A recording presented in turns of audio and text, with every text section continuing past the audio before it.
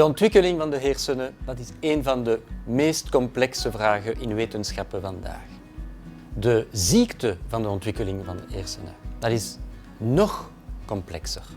En ik ben heel blij om zo'n complexiteit te mogen bestuderen. Maar daarom moeten wij vrijheid hebben, daarom moeten wij tijd hebben.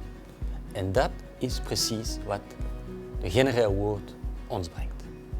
Zeldzame ziektes zijn eigenlijk een grote groep van ziektes en het typische eraan is dat ze voorkomen bij minder dan 1 op 2000 Europeanen. Een aantal gekende zeldzame ziektes zijn ALS en mucoviscidose. Waarom gekend? Omdat die voorkomen bij een paar duizend mensen in België. Maar heel veel van die zeldzame ziektes die komen maar voor bij een paar honderd mensen in België. Je ziet jonge kinderen die een probleem hebben. Ouders gaan van arts naar ziekenhuis, naar nog een arts. En het duurt soms heel lang voor de diagnose kan worden gesteld. En als dan het goede nieuws komt, we weten wat de ziekte is, dan komt meestal het volgende probleem, er is geen behandeling voor de ziekte. En dus vandaar het ondersteunen van onderzoek dat ons beter laat begrijpen hoe die zeldzame ziektes ontstaan. En vandaar het ontwikkelen van nieuwe diagnostica en therapeutica is bijzonder belangrijk, zowel voor de patiënt, zijn omgeving en de arts. We keep being surprised every year more and more by the high quality of science in Belgium. It's a fantastic feast to read these applications. The laureate is Professor Van der Hagen. We are talking here of one of the most brilliant applicants that I've seen, and I see a lot, and he's definitely among the top 1%. I mean, really star quality.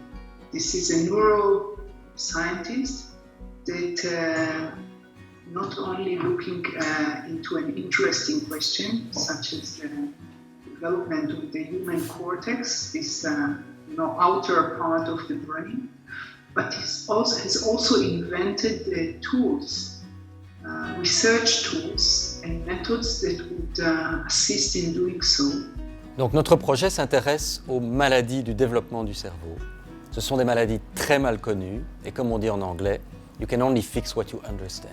Donc la première chose en fait que nous voulons faire, c'est comprendre qu'est-ce qui se passe au niveau des cellules nerveuses des patients qui souffrent de certaines maladies orphelines du développement du cerveau pour pouvoir ensuite, à plus long terme, développer des traitements appropriés.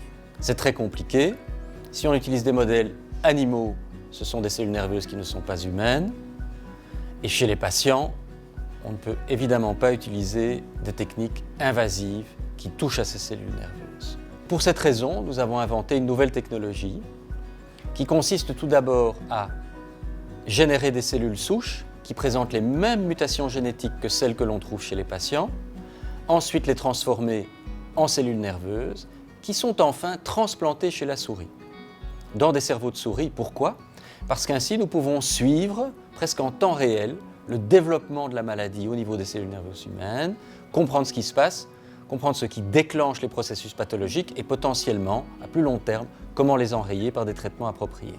Een van de topics waar ik het meest op gefocust ben, zijn eigenlijk ontwikkelingsstoornissen. Kinderen met een verstandelijke beperking. En op die manier hebben wij in 2005 een nieuw syndroom beschreven. Dat noemt het MECP2-duplicatiesyndroom. Nu eventjes kort, MECP2 is een gen op het X-chromosoom.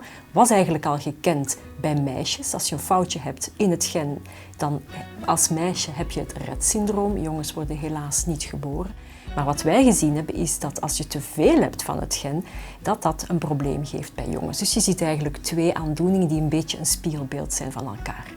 Nu, om verder te begrijpen wat er precies fout loopt als je te veel of te weinig van het eiwit hebt, hebben we destijds hersencellen gemaakt, uitgaande van huidcellen van patiënten. En het huidige onderzoek samen met professor Pierre Van der Hagen gaat eigenlijk nog een stapje verder. Je neemt eigenlijk je patiënt als het ware mee naar het lab en alle informatie die daaruit terugkomt, kan je terugkoppelen aan de patiënt. En de ultieme bedoeling is uiteraard om een therapie te vinden voor deze personen. We hebben dat opgemerkt als ze ongeveer, hoe oud was ze? 1 jaar. Toen merkten we dat er iets niet klopte.